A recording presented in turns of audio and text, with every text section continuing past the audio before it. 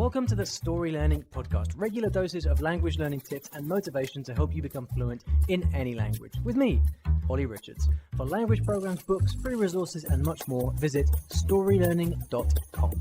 Good morning, everybody, and welcome back to the I Will Teach You a Language podcast.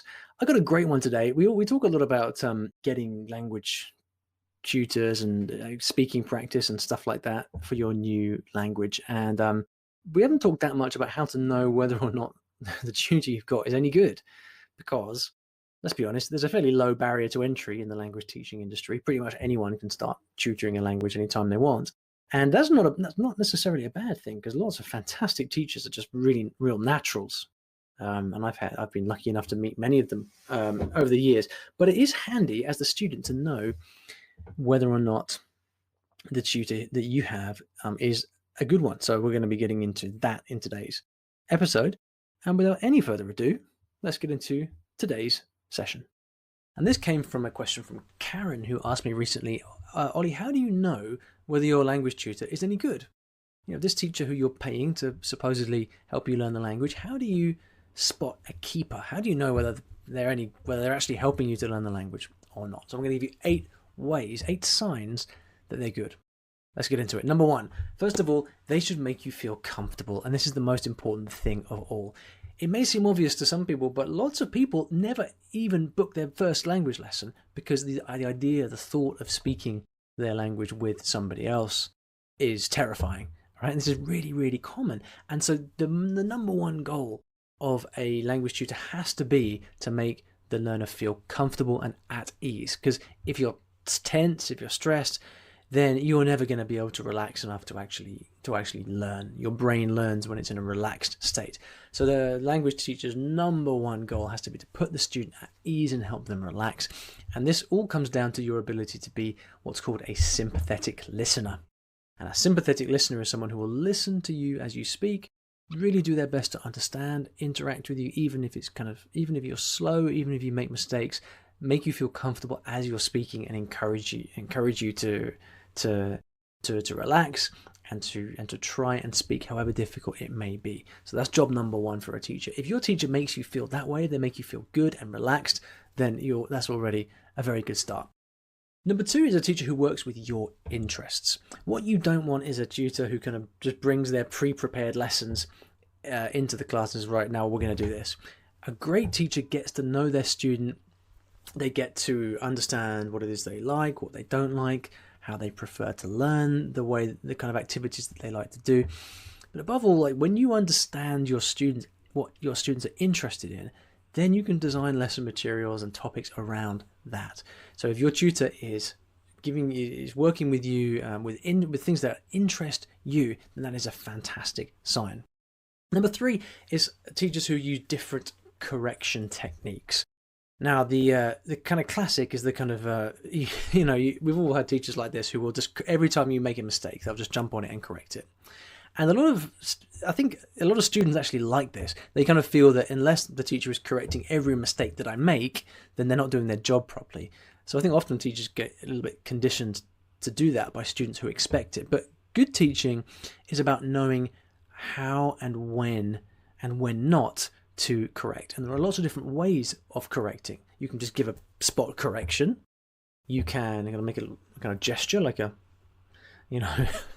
my old teacher Martina, who taught me Italian, she's the master at doing these fantastic overblown Italian gestures whenever I made a mistake with my prepositions. You can have techniques like echoing, where if you make a mistake, the teacher will repeat the mistake back to you to prod you to think about what you've just said. And then there is the option of not correcting at all. So the teacher hears a mistake and they don't correct you, but they make a mental note and they let you know about it later so that you can keep speaking. All right, so a great tutor will use different correction techniques in different ways to help encourage you to speak and to think and to do whatever other activity you're doing at the time. Number 4, a great tutor will help you scaffold your language. Now, scaffolding is all the kind of pipes or the wood, if you're in Hong Kong, that gets put up around a building, right? And it goes up, and as you put the scaffolding up, that helps you climb up and fix the building or build the building or whatever it is. Scaffolding in language learning is a tutor kind of doing the same thing. So they're helping you kind of just take a step up, one step at a time, one word at a time, one phrase at a time, one idea at a time. So rather than just kind of letting you speak or interrupting you all the time, a great tutor will add in little bits, say little things here and there, provide words that you might be searching for, and just generally help you express yourself better than you would by yourself. It's called scaffolding, and a great tutor will do that all the time. Number 5, this is a tutor who will take responsibility for keeping the conversation going.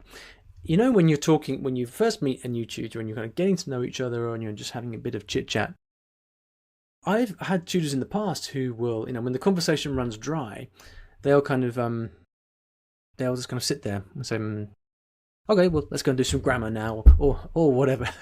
But a good tutor will actually put the effort in, a bit like on a date, where the conversation runs dry. Like you can't just sit there in silence. You've got to step up and take the responsibility for keeping the conversation going, right? And a tutor has to do the same thing, because what the tutor's role is to help encourage the student to speak. And that means the tutor has a kind of unequal burden in continuing the conversation and asking questions, nudging here or there, changing the topic, doing things that give you as the student the maximum opportunity to speak. So you really shouldn't feel with a tutor that the conversation is kind of running dry or you run out of things to talk about. And that's a common complaint I find. People tell me that they have tutoring sessions or speaking sessions and they say, yeah, we just kind of run out of things to talk about.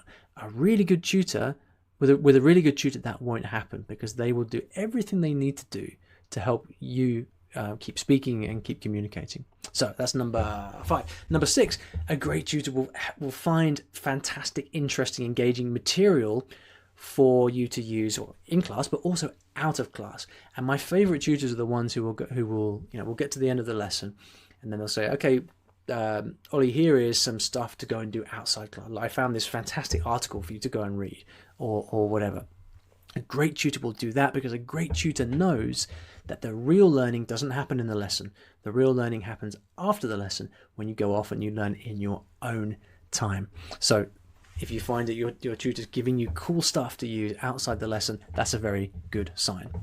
The 7th sign of a great tutor is a tutor who has a memory that lasts longer than one lesson.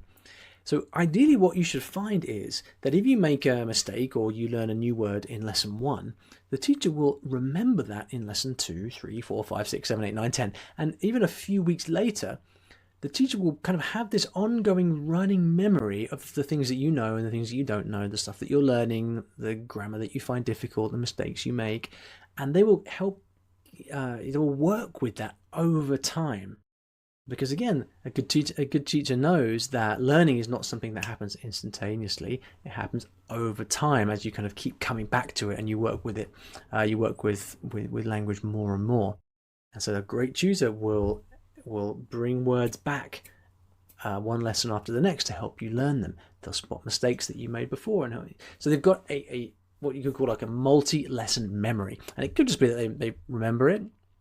But a great teacher will actually be making notes and actually keeping track of the things that you're learning and that you're struggling with in order to, well, they can do lots of things with that, but partly in order to have notes so that they know what they can do with you in lessons, helps them plan new things for you to learn and things like that.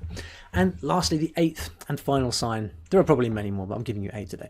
The 8th and final sign of a great tutor is someone who pushes you beyond your comfort zone. Now, why is this important? Often when people start speaking, they will have after a few sessions with a tutor, they'll have this kind of revelation where they're like, oh, wow, I can finally speak. I've just got so much confidence. And they kind of reach this huge summit. But then after the summit, after the peak comes the trough, right? Comes the big crash. And that happens usually, a few months after you first get that confidence speaking. And you feel, oh, you know what? Like, I have the feeling that we're just talking about the same stuff every lesson and I'm not really learning anything. And this is kind of typical intermediate plateau stage, right? So this is where you're stuck at an intermediate level. It's difficult to get that progress, and so it's a very common feeling to feel like, okay, in my lessons we just talk about the same stuff and I'm not being pushed. So a great tutor will always be pushing you outside your comfort zone. If they sense that you're kind of cruising a little bit, you're on autopilot, then they should throw little kind of bombs in there, which is just going to wake you up and get you to think and push yourself beyond your comfort zone, learning, having to talk about new topics or read different types of things that will keep you learning and keep you pushing yourself. Because we've always got to be pushing ourselves, be it slightly beyond where we are comfortable in order to keep making progress. So if you have a tutor with any one of these 8 signs, then that's a good thing. If you have a tutor with all 8 of them, then please email me their phone number, because I'd like to I'd like to talk to them. Anyway, thanks for listening to today's episode. And in case you didn't already know, I teach languages in a rather unusual way through stories. Now, stories are a great way to learn a new language because when you're engrossed in a story, you remember things more easily and the mechanics of the language just start clicking inside your brain. It's quite something. And if you'd like to find out how you can learn a new language or improve your skills in a language that you already know and do it with the power of stories, then you should check out my free Story Learning Kit, which will teach you exactly how this method works and how you can use it yourself to learn a new language. Visit storylearning.com/podkit, that's PODKIT, to get free access. Inside you'll find explanatory videos, masterclasses, worksheets, short stories to practice with, and much, much more. Once again, that is storylearning.com/podkit, PODKIT, and if you're lucky, you might also find a link in the podcast description or show notes of this episode.